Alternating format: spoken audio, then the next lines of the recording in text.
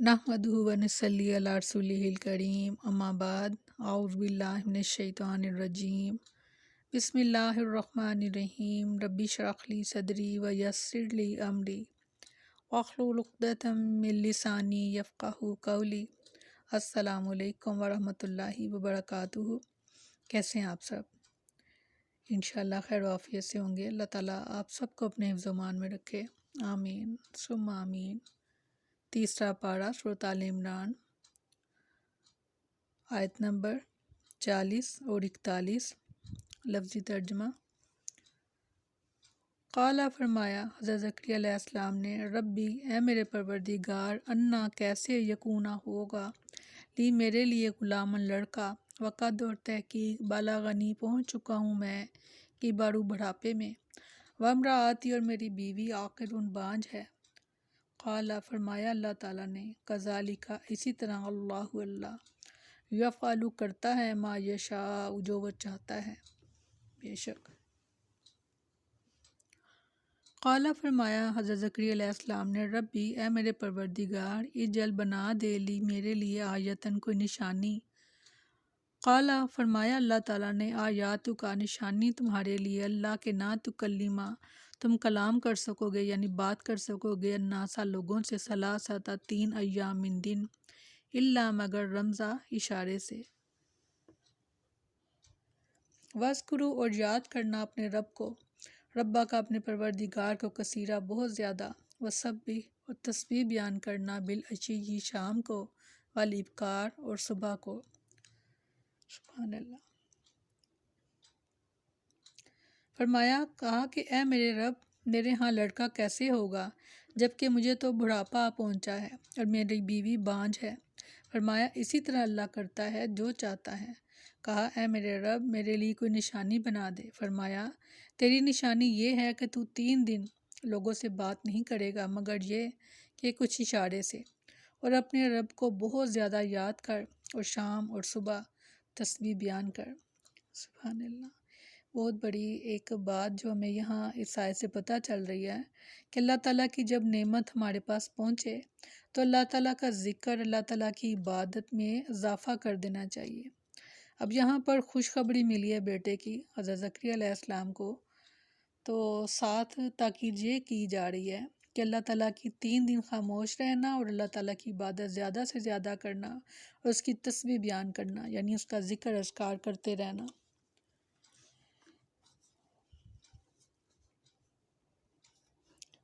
जब ज़करिया अलैहिस्सलाम को यकीन हो गया कि अल्लाह इन्हें बेटा अता करेगा तो ज़ाहरी हालात के पेश नज़र ताज्जुब करने लगे और कहने लगे, ए मेरे रब, मुझे लड़का कैसे होगा, मैं तो बूढ़ा हो चुका हूँ और मेरी बीवी बांझ है।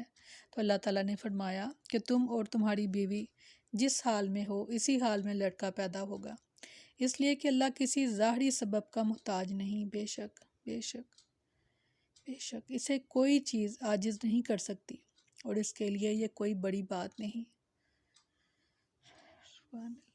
ज़करिया अलैहिस्सलाम का ताज्जुब इस हद तक बढ़ा कि उन्होंने अल्लाह ताला से इसकी निशानी की दरख्वास्त कर दी। फरमाया तुम्हारे लिए निशानी ये है कि तुम 3 दिन तक सही सालम होने के बावजूद हाथ या अबड़ू के इशारे के सिवा लोगों से बातचीत ना कर सकोगे। इस हाल में तुम अपना सारा वक्त अल्लाह ताला के ज़िक्र और शुक्र और तस्बीह में सर्फ करो। सुभान अल्लाह। लाइन शकरतुम लाज़ीदन्नकुम। अल्लाह ताला ने फरमाया अगर तुम शुक्र करोगे मैं तुम्हें और ज़्यादा दूंगा। तो यहाँ पर भी यही जो हुक्म दिया जा रहा है कि इस नेमत पर अल्लाह ताला की ज़्यादा से ज़्यादा उसके अल्लाह ताला का के लिए इबादत करना और उसका ज़िक्र करना और उसका शुक्र अदा करना और उसकी तस्बीह में मशगूल रहना। सुभान अल्लाह। फरमाया कि आयातु का अल्लाह तुकल्लिमन नासा सलासत अय्यामिन इल्ला रमज़ा के बनी इसराइल खामोश रहने का रोज़ा भी रखा करते थे। एक हदीस में भी इसका जिक्र मिलता है। सैयदना अब्दुल्ला बिन अब्बास रज़ियल्लाहु अन्हु बयान करते हैं कि रसूलुल्लाह सल्लल्लाहु अलैहि वसल्लम खुतबा दे रहे थे। उन्होंने एक शख्स को देखा कि वो खड़ा है। आपने इसके मुतल्लिक पूछा तो लोगों ने बताया ये अबू इसराइल है। اس نے نظر مانی ہے کہ یہ کھڑا رہے گا، بیٹھے گا نہیں، سائے میں نہیں جائے گا، کسی سے بات نہیں کرے گا اور روزہ رکھے گا۔ آپ نے فرمایا اس کو حکم دو کہ بات کرے، سائے میں آ جائے، بیٹھ جائے اور اپنا روزہ پورا کرے۔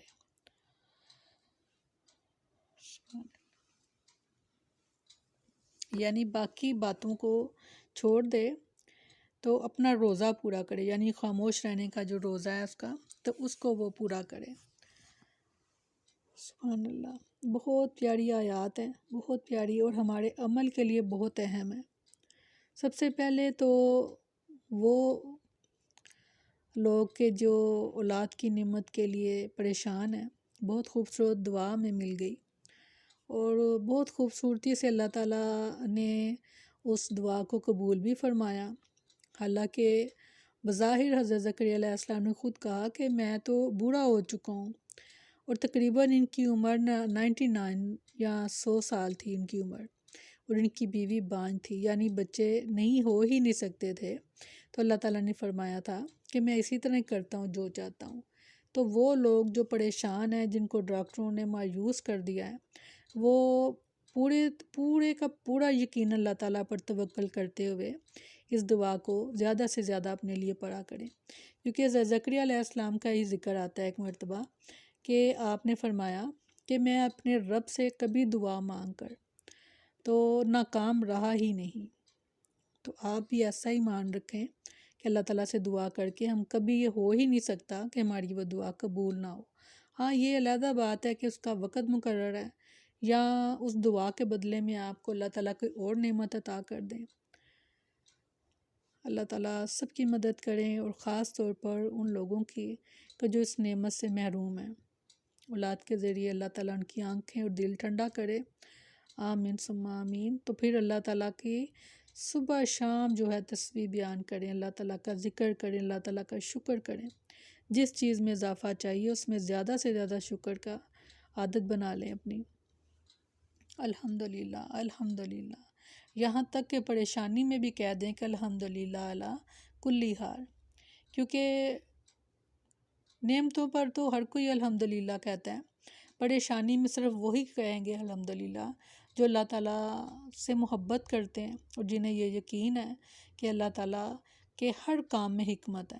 یہ جو وقتی طور پر ہمارے اوپر پریشانی آئی، تو اس پریشانی کو اللہ تعالیٰ نے چھوٹا کر دیا کسی بڑی پریشانی سے بچانے کے لیے، اور پھر یہ اسی پریشانی کے بدلے میں پتہ نہیں اللہ تعالیٰ کتنی نعمتیں عطا کریں گے، اور کتنے ہمارے جو گناہ جو ہم نے جان کر کیے، انجانے میں کیے، اللہ وہ معاف کر دیں گے۔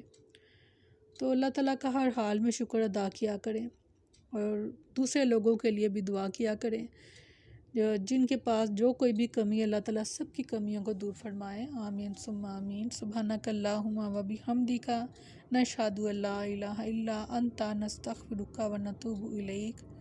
سبحان ربک رب العزت عما یصفون، وسلام علی المرسلین، والحمد للہ رب العالمین۔ السلام علیکم ورحمۃ اللہ وبرکاتہ۔